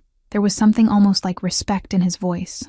"I need to get home to my daughter," I said, ignoring both the untouched breakfast and the way his observation made something flutter unexpectedly in my chest. "And then to work, where I'm already late." The reality of my life, responsibilities, bills, and a child who depended solely on me felt worlds away from this penthouse. A hint of a smile touched his lips. "You're not late. I own the restaurant, remember? Take the day off. Paid." He slid a set of car keys across the counter. "My driver is waiting downstairs to take you home." The sleek black SUV with tinted windows that dropped me at my modest apartment building in Queens drew curious stares from my neighbors. I hurried inside with my head down, still wearing borrowed clothes that were simple but undeniably expensive, feeling like I'd stepped between worlds. Rose gave me a knowing look when I collected Mia, clearly assuming I'd spent the night with a man, which technically wasn't wrong. "He must be something special to put that look on your face," she whispered, as Mia gathered her things, misreading my flustered expression entirely. My tiny apartment felt especially cramped after the sprawling penthouse, but Mia's excited chatter about her sleepover and the drawings she'd made filled the space with the warmth that had been noticeably absent in Nikolai's home. This was my reality, not penthouses and dangerous men with ice blue eyes. "Mommy, who gave you these clothes?" Mia asked with a child's directness, her fingers tracing the fine material of the borrowed blouse. "They look like princess clothes." Her innocent observation made the events of the previous night seem even more surreal.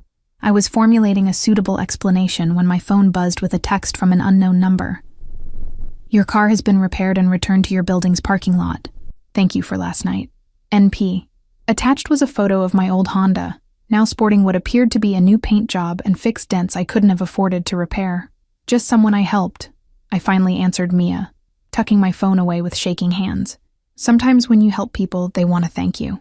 Little did I know how profoundly that simple act of kindness would change both our lives by morning.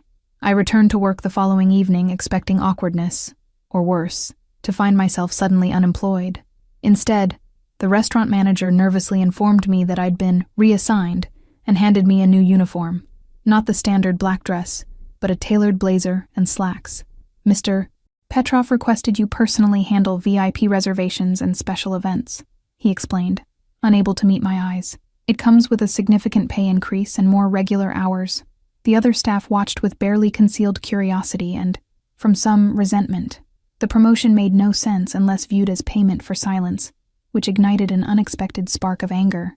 I didn't want to be bought off. I'd helped him because it seemed right in the moment, not for some transactional gain that made me no better than the sycophants who surrounded him.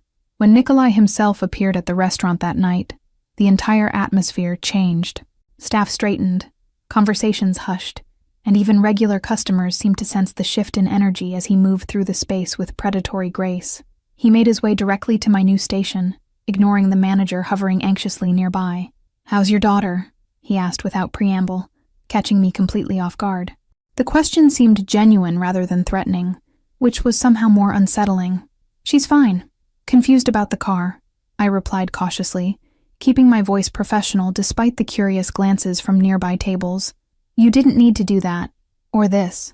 I gestured subtly to my new uniform and position. Nikolai's expression remained unreadable, but something flickered in those ice-blue eyes. "I don't do anything I don't want to do, April. The position suits your capabilities better than seating guests." Before I could respond, his attention shifted to something behind me, his entire demeanor changing instantly. 3 men in expensive suits had entered, their body language setting off immediate alarm bells, even before I noticed the barely concealed bulges under their jackets. "Get to the back room," Nikolai ordered quietly, all traces of our almost normal conversation vanishing. I should have listened, should have retreated to safety, but something made me hesitate as the men approached Nikolai. Their conversation was low but intense, with undercurrents of threat flowing beneath superficially polite words about territory and arrangements. The tension broke when one man's gaze landed on me, his eyes narrowing with calculated interest. "New staff, Petrov? She seems special." The way he said the word made my skin crawl, but before I could step away, Nikolai's hand landed possessively at the small of my back. "Ms. Collins is under my personal protection," he stated in a tone that dropped the temperature of the entire restaurant by several degrees. "A fact I suggest you remember, Baranov." The warning was unmistakable, turning the air between them electric with potential violence. After the men departed with thinly veiled threats disguised as pleasantries, Nikolai escorted me to his private office in the back of the restaurant. "They'll be watching you now," he said bluntly, running a hand through his dark hair in a rare display of agitation. "Why would you say that?" I demanded, fear and confusion making my voice sharper than intended. "Why tell them I'm under your protection, when all I did was help you one time?" The implications of being publicly connected to Nikolai Petrov in front of what were clearly rival criminals made my stomach twist. He moved suddenly, closing the distance between us with that same fluid grace that seemed at odds with his powerful frame. "Because you are," he stated, as if it were the most obvious thing in the world. "You helped me when no one else would have. That means something in my world." The raw sincerity in his voice caught me off guard, making it difficult to maintain the anger that had been building. "I have a daughter to think about," I reminded him quietly. "I can't be involved in whatever this is." I gestured vaguely, encompassing him and everything he represented. A shadow crossed his features at the mention of Mia. "That's precisely why you need protection now. Baranov saw an opportunity to get to me through you." His hand reached up, hesitating before gently tucking a strand of hair behind my ear. "I don't pretend to forget kindness, April. Not anymore." The whispers started the moment I arrived at work the next day, sidelong glances and hushed conversations that died when I approached. Everyone had seen Nikolai's public declaration of protection, and in their world, that meant something far more significant than simple gratitude. "They think I'm his new girlfriend," I confided to Rose that evening, after tucking Mia into bed. "The staff keeps asking about the boss like I have some special insight now, and customers are treating me differently too." I didn't mention the expensive watch that had been delivered to my apartment that morning. Rose's eyes widened with a mixture of concern and excitement. April, men like Nikolai Petrov don't just offer protection to random employees who help them out once. There must be more to it. Her words echoed my own unspoken thoughts that had kept me awake the previous night. The restaurant phone rang unusually early the next morning, with Nikolai's second-in-command requesting I bring Mia to work after school. "The boss wants to meet her," he stated, leaving no room for refusal. "Car will pick you both up at 3:30. The line went dead before I could argue. My stomach twisted with anxiety as I waited outside Mia's school, debating whether to run, to call in sick, to do anything but introduce my innocent daughter to the dangerous world I'd accidentally stepped into. The sleek black SUV arrived exactly on time, its driver expressionless as he held the door. "Mommy, is this the man who gave you the princess clothes?" Mia whispered as we entered the restaurant through a private entrance I'd never used before. Her perceptiveness sometimes startled me. She noticed far more than I gave her credit for. Nikolai was waiting in his office, and for the first time since I'd met him, he appeared genuinely nervous. The intimidating crime lord who struck fear into hardened criminals was standing awkwardly, a wrapped gift in his hands, and uncertainty in his usually confident posture. Mia, fearless in the way only children can be, marched right up to him and extended her small hand. "I'm Mia Collins. Are you my mommy's new friend? You're very tall." Her directness seemed to catch Nikolai off guard, a hint of a genuine smile touching his lips as he shook her hand with surprising gentleness. "Yes, I am your mother's friend," he replied, crouching down to her level with fluid grace that belied his powerful frame. "My name is Nikolai, and I wanted to thank you for sharing her with me the other night when she helped me." The sincerity in his voice was unmistakable, even to my skeptical ears. Mia studied him with the unfiltered assessment only children possess, then nodded as if coming to an important decision. "You look sad in your eyes like Mommy used to before we moved here. Are you lonely too?" Her innocent question landed like a physical blow, causing Nikolai to actually flinch. His ice blue eyes flickered to me briefly, vulnerability flashing across his features before his composure returned. "Sometimes," he admitted quietly, offering the wrapped package to Mia. "I heard you like to draw, so I thought you might like these." Inside was a professional-grade art set that would have cost me at least a month's rent, the kind Mia had admired in store windows, but I could never afford. Her squeal of delight echoed through the office as she launched herself at Nikolai in an impulsive hug that visibly startled him. I watched in amazement as New York's most feared man awkwardly patted my daughter's back, his expression a complex mixture of pleasure and uncertainty. It was the most human I'd seen him, this glimpse behind the mask he presented to the world. "Mr. Petrov, Baranov's men have been spotted across the street," his security chief interrupted from the doorway, tension radiating from his rigid posture. "They've been photographing everyone entering the building, including Ms. Collins and her daughter." Nikolai's transformation was instantaneous and terrifying. The gentle man who'd been crouching with my daughter vanished, replaced by cold fury, as he issued rapid commands to his security team. "Get them into the panic room now. No one enters or leaves until I return." The panic room turned out to be a luxurious apartment above the restaurant I hadn't known existed, stocked with everything from children's books to my favorite brand of tea. "He's been preparing for you," noted his housekeeper, a grandmotherly woman who introduced herself as Mrs. Belova. We remained there for 3 days while Nikolai handled what he only referred to as the Baranov situation, with Mia surprisingly content thanks to her new art supplies and the endless patience of Mrs. Belova, who taught her to make traditional Russian pastries in the well-appointed kitchen. On the evening of the 3rd day, Nikolai finally appeared, looking exhausted but satisfied as he announced it was safe for us to return home. "Though I'd prefer if you stayed," he added quietly when Mia was distracted, the request hovering somewhere between professional concern and personal desire. "Why me?" I finally asked the question that had been burning inside since that first night, standing close enough to catch the faint scent of his cologne. "You could have anyone, Nikolai. Models, socialites, women who actually belong in your world. Why are you doing all this for a single mom from Queens?" His expression softened, in a way I'd only seen when he looked at Mia. "Because you saw me, the real me, not the reputation or the power or the money. You helped me without wanting anything in return." His hand reached up, hesitating before gently brushing my cheek. "And Mia?" I pressed, trying to ignore the warmth spreading from his touch. "Is she part of this, whatever this is? because she has to be my priority. Always. The unspoken warning was clear. I wouldn't allow my daughter to become collateral damage in his dangerous world. Something like respect flickered in his eyes at my protective stance. Mia reminds me of someone I lost long ago. My little sister Anya.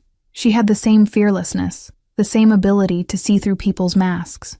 Pain laced his words, revealing a wound that clearly hadn't healed. What happened to her? I asked gently, watching as shadows darkened his expression.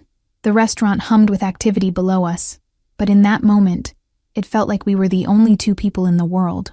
Nikolai turned away, staring out the window at the Manhattan skyline glittering beyond. She died during a rival family's attack when I was 17. I couldn't protect her then, but I built all this to make sure I could protect the people I care about now. The vulnerability in his confession cracked something open inside me. Mia's father was my professor in college, married, powerful, with friends in high places. When I got pregnant, he threatened to destroy my future if I didn't handle it quietly. The words tumbled out, secrets I rarely shared. He denied her publicly, told everyone I was lying for money when I refused to get an abortion. The old pain surfaced as I continued. Then he made sure I was expelled, claiming I'd traded sexual favors for grades. No one believed me over him. Nikolai's expression darkened dangerously. His name? He asked, his voice deceptively soft. The predator that lurked beneath his controlled exterior was suddenly visible, sending a shiver down my spine despite knowing his anger wasn't directed at me. It doesn't matter anymore, I said firmly, touching his arm to draw him back from whatever violent path his thoughts were taking. We built a life without him. Mia doesn't need someone forced to acknowledge her. She deserves people who genuinely want to be in her life. The touch seemed to anchor him, his focus returning to my face with an intensity that made my heart race. And what about you, April? What do you deserve? The question hung between us, loaded with implications neither of us was quite ready to voice. I didn't have a chance to answer, as Mia burst into the room, proudly carrying a plate of misshapen but lovingly made Russian tea cookies. "Mrs. Belova said these are your favorite," she announced to Nikolai, whose expression transformed instantly into genuine delight.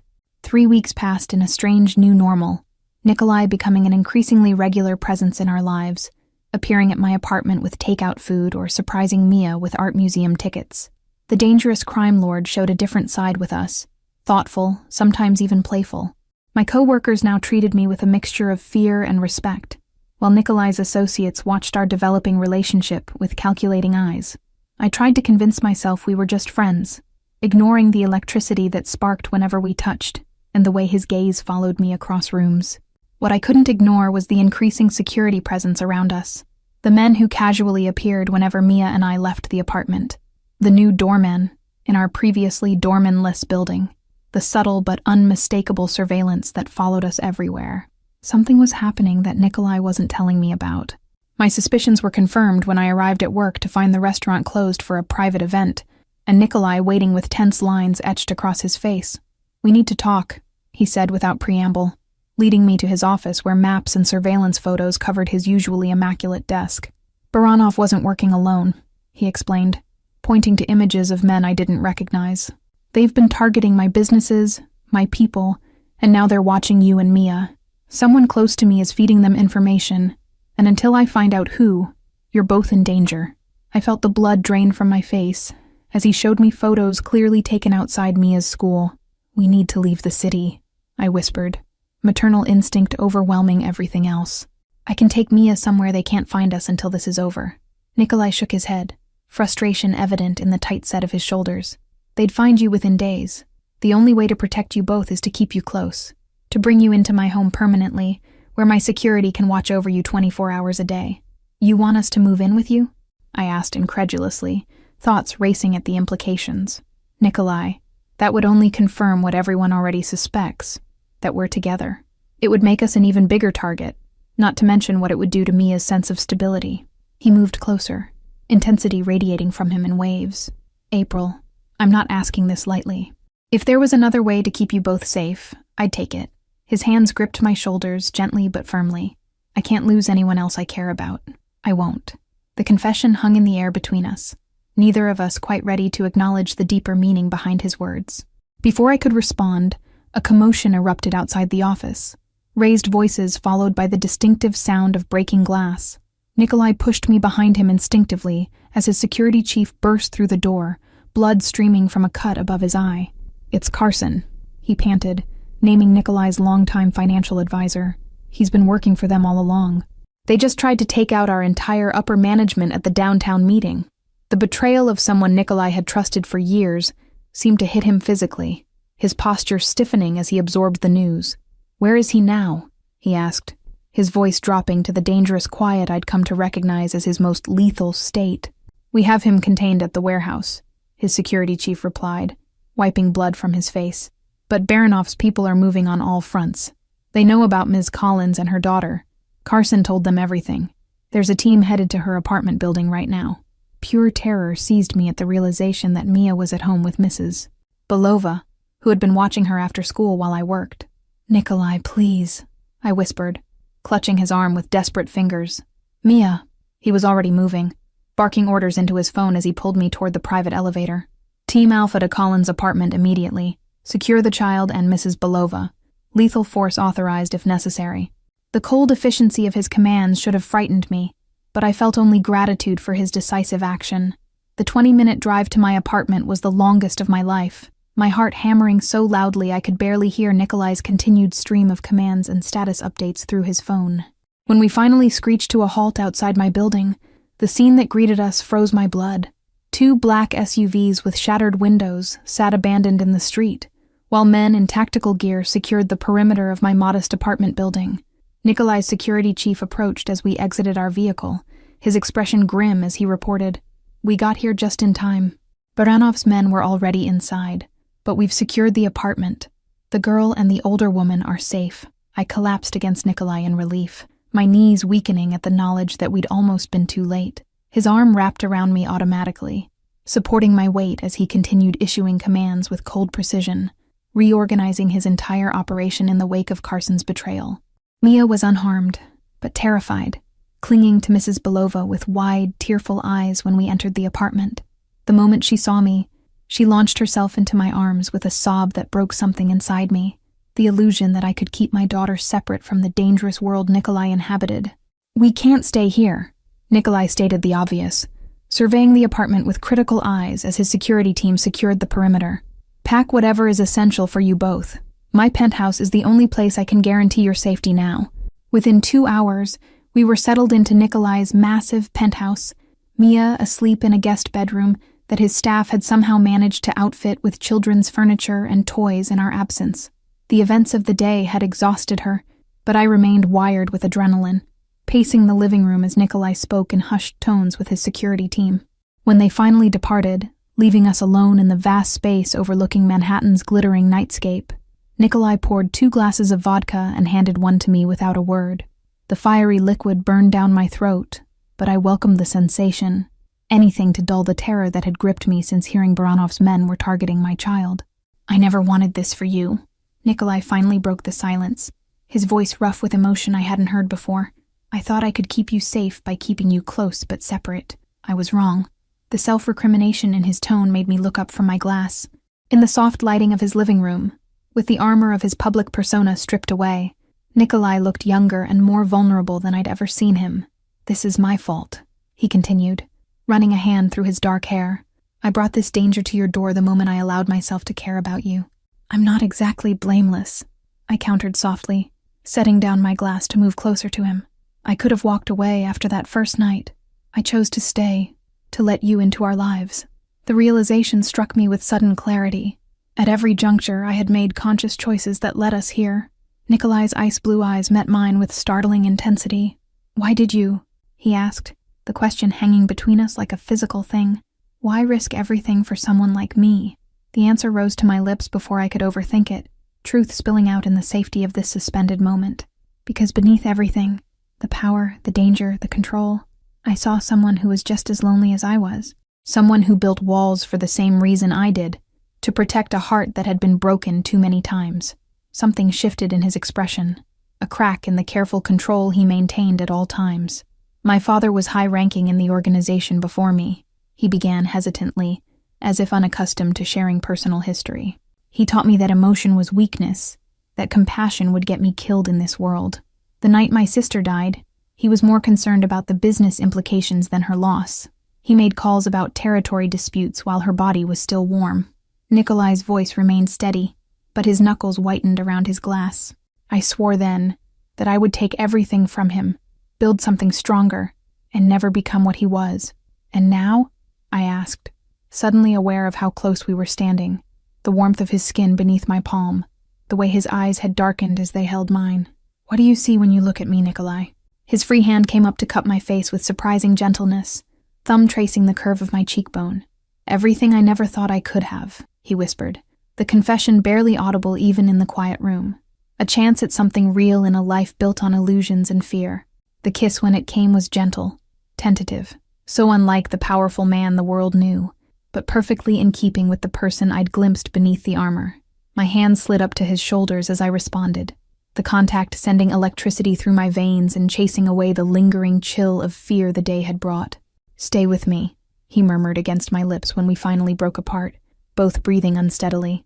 "Not just because it's safer, but because I want you here, both of you." The vulnerability in the request made my heart contract painfully in my chest.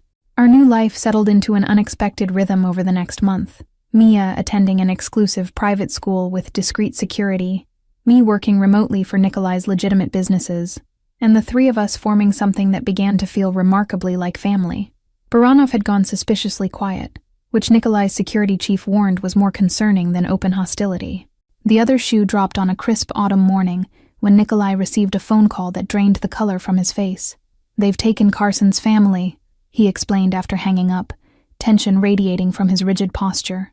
"Wife, 2 teenage kids, hostages to ensure our mutual destruction. For all Carson's betrayal, his family was innocent, and I saw the weight of that knowledge in Nikolai's eyes as he prepared to leave. "Stay in the penthouse with Mia," he instructed, checking his weapon with practiced efficiency. "Triple security is already in place. I'll be back tonight." I hadn't expected how easily I would slip into the role of waiting at home, worrying over a man who walked into danger by choice. The hours crawled by as Mia and I baked cookies in the state-of-the-art kitchen, my phone clutched in my hand awaiting any update from Nikolai or his team. Night fell with no word, the city lights creating patterns across the penthouse floor as I paced, too anxious to sleep despite Mrs. Belova's reassurances. "He has always returned before," she said confidently, her weathered hands patting mine. "The boy is too stubborn to die." The call when it finally came wasn't from Nikolai, but from an unknown number, the voice on the other end unfamiliar and coldly amused. "Ms. Collins, I believe I have something that belongs to you." Baranov's accent curled around the words like smoke, freezing the blood in my veins. "If you want to see your boyfriend alive again, you'll come alone to the address I'm about to text you. No police, no security, just you." He paused, allowing the implications to sink in. "You have 1 hour before I start removing pieces of him to send to you." "We're mobilizing everyone, Ms. Collins," the security chief assured me, his voice tight with controlled urgency. "But it will take time to locate them. Baranov's using jammers to block all signals from the area." The unspoken message was clear. They wouldn't find Nikolai in time. "I need to borrow your car," I told Mrs. Belova quietly, after ensuring security was watching over Mia. "And I need you to wait 30 minutes before you tell anyone I've gone." The older woman studied my face with shrewd understanding before pressing her keys into my palm. "He would burn down the world to protect you and the little one," she said simply, her weathered hand squeezing mine. "Remember that when you face the devil tonight." Her calm certainty steadied me as I slipped out through the service entrance she directed me to. The warehouse district loomed dark and foreboding as I parked several blocks away, adrenaline making my movements jerky as I followed the directions on my phone.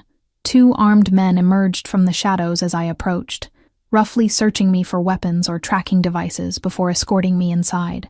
Baranov was exactly as I had imagined him, expensively dressed, coldly calculating, with the casual cruelty of someone who viewed people as disposable pieces on a chessboard. "The famous April Collins," he greeted me with mock civility. "The woman who brought New York's most feared man to his knees." Behind him, Nikolai was secured to a chair, his face battered but his eyes widening in horror when he saw me. "April, no," he rasped, struggling against his restraints. "Get out of here." The naked fear in his expression was for me, not himself, and it strengthened my resolve rather than weakening it.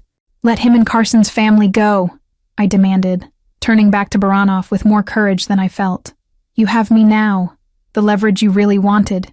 Use me to negotiate whatever terms you want with his organization. The gamble was calculated. I'd overheard enough to know Baranov wanted Nikolai's empire, not just his death. Baranov's eyebrows rose slightly, genuine surprise flickering across his features before calculating interest took its place. Interesting proposition. The woman Petrov loves in exchange for territory and peace? He circled me slowly, assessing. His men might indeed value you enough to make concessions they otherwise wouldn't. They won't, Nikolai snarled, blood dripping from his split lip as he renewed his efforts to break free. My organization has strict protocols. No negotiations with hostage-takers, no matter who the hostage is. Kill me if you must, but let her go. She has a child who needs her. The mention of Mia made Baranov pause, something unreadable crossing his features. A child, he repeated thoughtfully, turning back to me. You came here knowing you might leave your daughter an orphan? That's either incredibly brave or incredibly foolish. I lifted my chin, meeting his gaze steadily. I came here because I believe in my heart that you're not the monster Nikolai thinks you are. You have children of your own, don't you, Mr. Baranov? The shot in the dark hit its mark, his slight flinch confirming my intuition. This feud has gone on too long, I continued, taking a careful step toward him. Both of you have built empires. Both of you have people who depend on you. How many more innocents need to suffer because neither of you is willing to find another way? A tense silence fell over the warehouse, broken only by Nikolai's ragged breathing and the distant sounds of the city beyond its walls. Baranov studied me with new intensity, reassessing whatever he'd initially assumed about me. You truly believe peace is possible between our organizations? Before I could respond, the warehouse doors burst open, armed men flooding the space with practiced efficiency, but they weren't Nikolai's men. A woman stepped through their midst, elegant and steel-spined, her resemblance to Baranov unmistakable. That's enough, Victor, she stated with quiet authority. What are you doing here, Irina? Baranov demanded, genuine shock replacing his calculated control.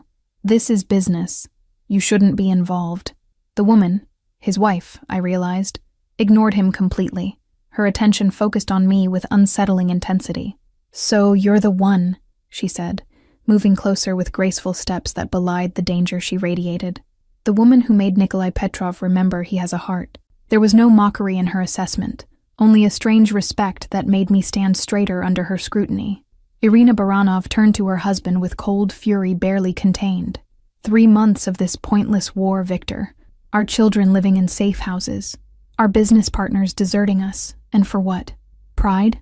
She gestured sharply to Carson's terrified family huddled in the corner. Now you threaten children? This isn't the man I married. Something shifted in Baranov's expression. Not weakness, but a recalibration I recognized from watching Nikolai in moments of unexpected clarity. What would you have me do? Surrender everything we've built? The question held genuine uncertainty rather than challenge.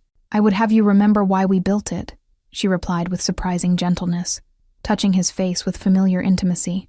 For our family, for security, not for power that turns you into someone our children wouldn't recognize. Nikolai watched this exchange with wary confusion, his eyes darting between the Baranovs and me as the dynamic in the room transformed. What game are you playing, Victor? He demanded, still struggling against his restraints. If you're going to kill me, just do it. Leave April out of this. Irina approached Nikolai, fearless despite his reputation. No one is dying tonight, she stated with the certainty of someone accustomed to being obeyed. This ends now, before the authorities connect either of you to Carson's disappearance and dismantle everything you've both built. The next hours passed in a surreal negotiation that reshaped the criminal landscape of New York City. Territory divided, agreements made, with Irina and me as unlikely mediators between two powerful men who had forgotten there were options beyond destruction. Carson's family was released with guarantees of safety, provided he served his sentence for betrayal by permanent exile. Dawn was breaking as we finally emerged from the warehouse, exhaustion weighing on all of us, but a fragile peace established. Nikolai's arm wrapped possessively around my waist, his body still tensed as if expecting a last-minute betrayal. But Baranov merely nodded curtly before departing with his wife. You could have been killed, Nikolai murmured once we were alone in his car, his fingers tracing my face as if reassuring himself I was truly unharmed. Why would you risk everything like that? Mia needs you. The confusion in his question revealed how thoroughly I had upended his understanding of the world. I covered his hand with mine, turning to kiss his palm. "Because you needed me too," I answered simply, "and I couldn't bear the thought of a world without you in it." The admission cost me nothing. Somewhere during the past months, this complicated, dangerous man had become essential to my happiness. Something broke open in Nikolai's expression, the last walls crumbling as he pulled me closer. "I love you," he whispered against my hair, the words clearly unfamiliar on his tongue but no less sincere for their newness. I've never said that to anyone since Anya died. 6 months later, Nikolai's business empire had transformed, legitimate ventures expanding while shadier operations were gradually dismantled. The peace with Baranov held, strengthened by monthly dinners that had evolved from tense obligations to something approaching genuine respect between former enemies. Mia flourished in our new life, her artistic talents nurtured by the best teachers and her natural compassion touching everyone around her, including Nikolai, who consulted her with adorable seriousness about everything from his wardrobe choices to business decisions that affected families in the community.